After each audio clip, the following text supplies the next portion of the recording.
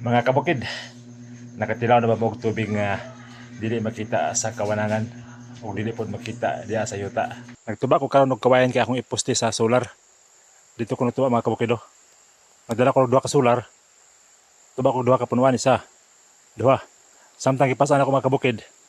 Mura pang na tubig sa sulod sa kawayan kani. Ang atong uyugon mga kabukid, madunggan kini siya nga tubig mga kabukid.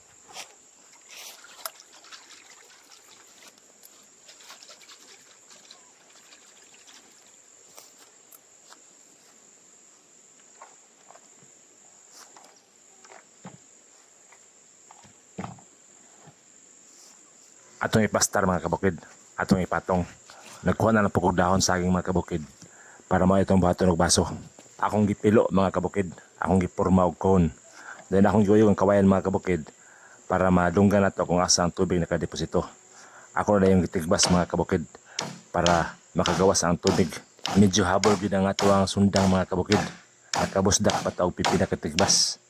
Pagkahuman mga kabukid, ato na yung gilugit ang bangag para muda ko ang opening mga kabukid. Ato na yung iyabo mga kabukid. Nakita na to mga kabukid nga nagisulod nga tubig. Nagsugod nagtulo ang tubig mga kabukid. Og ubay-ubay gid ang tubig nga mitulo mga kabukid. Makapawala gini siya sa kauhaw mga kabukid kay daghan kaya nga atong nakuha nga tubig. Atong tilukon mga kabukid. Kay sayang kay ni siya nga klase nga tubig. Ato na dayon testingan og inom mga kabukid. Sa atong pag-inom, dili na siya usikan mga kabukid. Kay mao siya ang tubig nga dili makita sa yuta o dili makita sa kawanangan. Naa siya sa kawayan mga kabukid.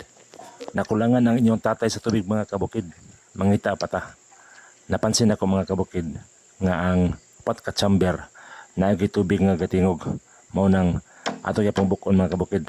Atong testingan, ato pangitaan og tubig para makainom patagduga nga tubig. Ang tubig sulod sa kawayan mga kabukid, mainom jud ni. Kani nga tubig mga kabukid, gisala ni pagayo. Makakuha ta og tubig sa kawayan labi na kung ting-ulan. Ang tubig nagikan sa kawanangan nahulog sa yuta. Pagdagayday sa yuta mga kabukid, gisupsop ni sa gamot sa kawayan para ihatod sa iyang lawas paingon sa dahon para mabuhi kini para sa iyang metabolic function og photosynthesis. Kani nga proseso mga kabukid, gitawag ni siya og transpiration. Sa panahon sa kagabion mga kabukid, dadon sa gamot ang tubig paingon diya sa lawas sa kawayan. Ug magpundo ang tubig dinha sa chamber nga gitawag og cam. Mao nang kung buntag sa yuta magputol og kawayan, dako kay ang posibilidad na naa ni sulod na tubig. Kay kaning tubiga mga kabukid, mao ni iyang gamiton panahon sa adlawan, labi na kung init ang panahon. Limpyo ni siya nga tubig mga kabukid kay purified yun ni siya. Kay niagi ni siya sa natural nga filtration. Ang iyang gamot mga kabukid, nagpili og pinakanindot nga liquid nga mao iyang gisala og gipasakan niya sa lawas niini.